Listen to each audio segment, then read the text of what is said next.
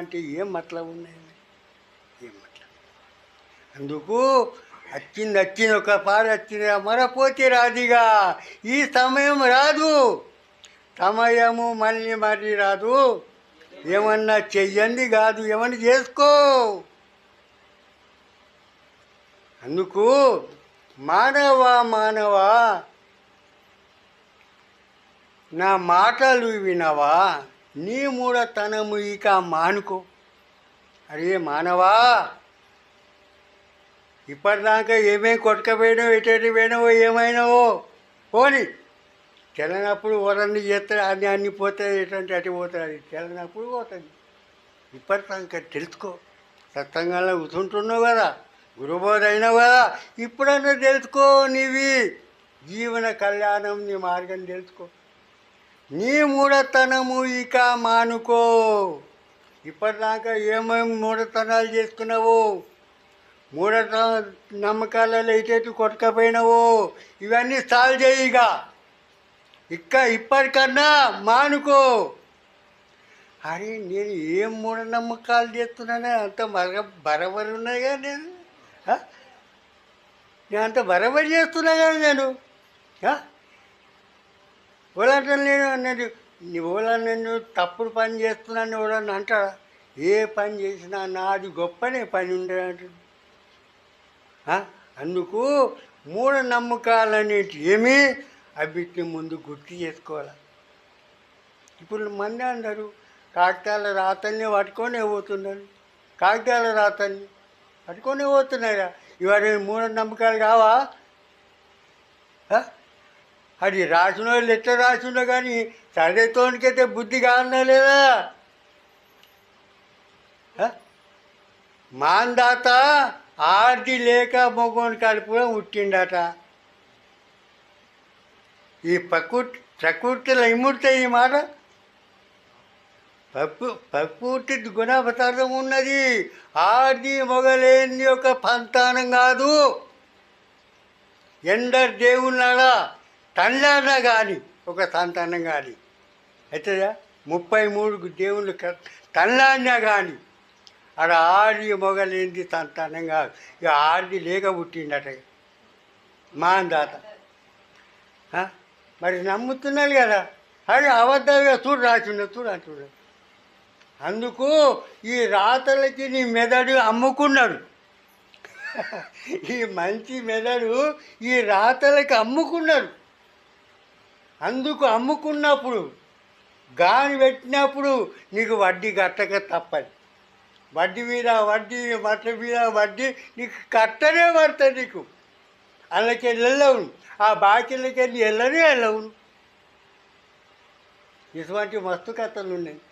ద్రోణాచార్యుడు అట్లా గొప్పలకి వెళ్ళి పుట్టిండట.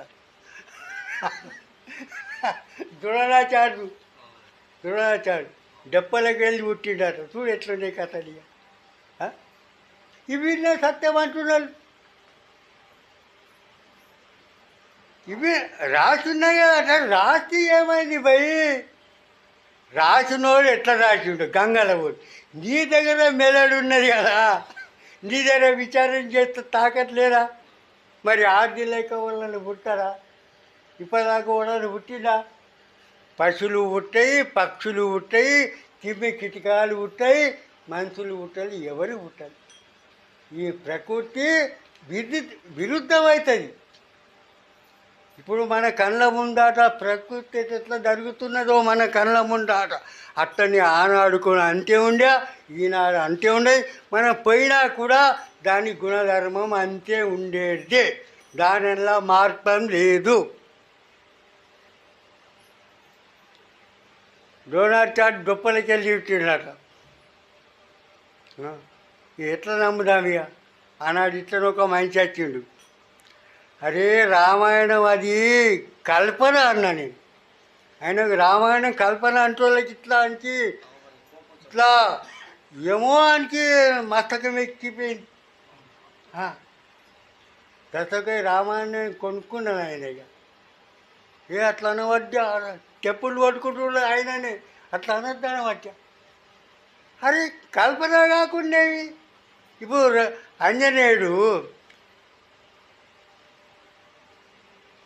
గాలిలా తేలిందట.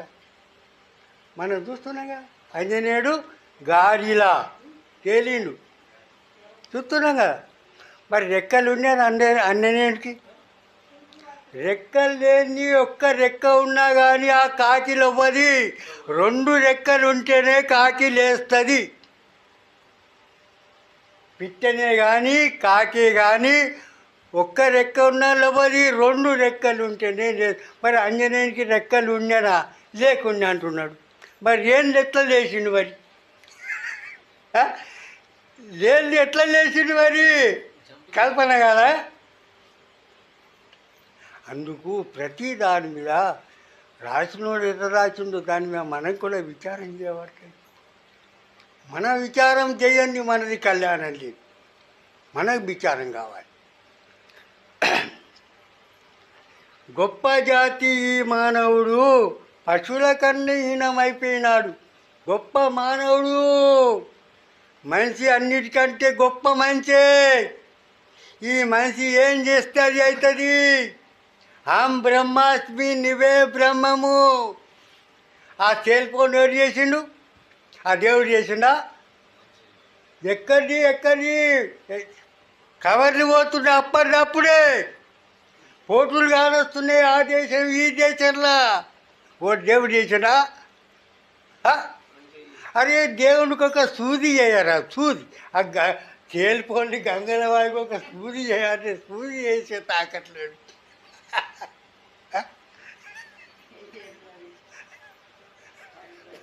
అది దేవుడు అంతా చేస్తాడు. అది ఏం చేస్తున్నాడు కాడు పోయాడు. నేను అంటున్నాను ఏం చేస్తున్నాడు కాడు. ఇవన్నీ జ్ఞానంతో తెలుసుకోబడుతున్నది. జ్ఞానంతో తెలుసుకోబడుతున్నాయి. మనకు తెలుసుకుంటేనే మనది ఏమైనా జీవన కళ్యాణం ఉన్నది. అందుకు గొప్ప జాతి ఈ మానవుడు పశువుల కంటే హీనమైపోయినా. ఆ పశువులలో కూడా ధర్మం ఉన్నది. ఈ మానవులలో ధర్మమే మర్చిమర్చింది. మానవుడు ధర్మం మర్చిమర్చిండు. ఒక గోద దాని ముందట మాంసం పెట్టినా తినది. కోతి కొండగా దాని ముందట మాంసం పెట్టినా తినది. దాని ధర్మం మీద ఉన్నది. అది మంచి ఉన్నాడా? మంచి ఉన్నాడా? మరి గడియ మరి ఆ పశువుల కంటే ఈయనమైతే పశువులన్నా మంచిగా ఉన్నాయి నీకంటే. ఇట్లా అంటే కోపాలు వస్తాయి. ఇట్లా ఇలా కంటే కోపాలు వస్తాయిలే. అందుకు అవి ధర్మం ఇవ్వాలి. మేకలు కానీ పశువులు కానీ కోతులు కానీ గోదలు కానీ బర్రెలు కానీ అవి మాంసం ముట్టది. ఆకలి మంటతో చచ్చిపోయేది కానీ మాంసం ముట్టది. ధర్మం ఉన్నది. పులి కూడా దాని ముందర గడ్డి వేస్తే తినది. అది ఆకలి మంటకి చచ్చిపోయేది కానీ గడ్డి తినది. అది ఆకలి మంటకి చచ్చిపోయేది అది కానీ గడ్డి. దాని ధర్మమే ఉన్నది మాంసం తినేది. అందుకు దేని ధర్మం దానికి ఉన్నది. మరి మంచి ధర్మమేనా మరి? ఇప్పుడు చూడు,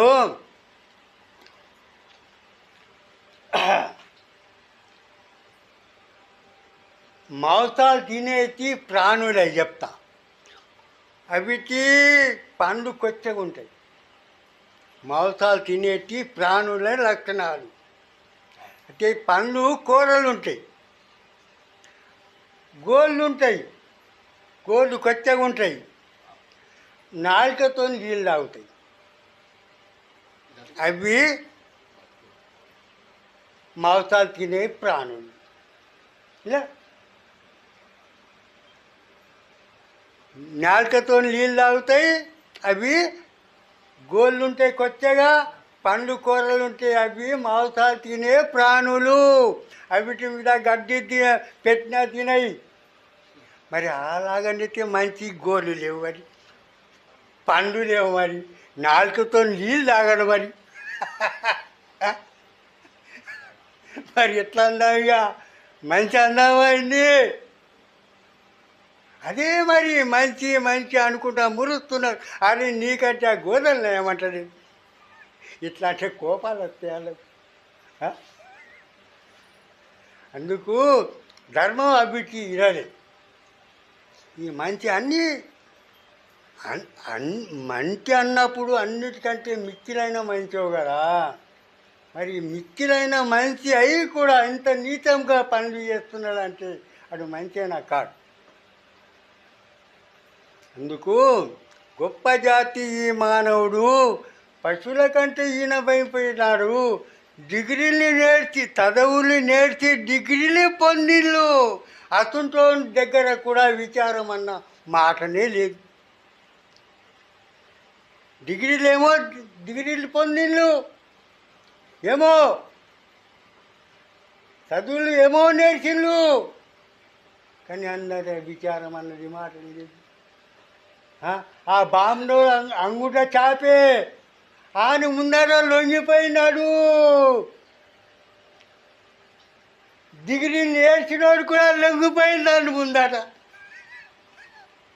లొంగిందా లేదా? ఆ బాంబునోడు అంగుట చాపే ఏం దిగసా వారు 4-5 తరగతి నేర్చిందో లేదు అందు గంగలో పోయి. ఇది డిగ్రీ నేర్చి కూడా అని గులామైంది. చూడు ఎట్లా ఉన్నాయి కదా, గులామైనానికి భయపడుతున్నారు. మరి ఎట్లా కాదా? అందుకు భక్తుడు కాదు, భక్తి నల్ల నిర్భయం కావాలా, నిర్భ్రాంతి కావాలా, నిర్మలం కావాలి. భక్తునల్లా ఈ 3 గుణాలు కావాలి.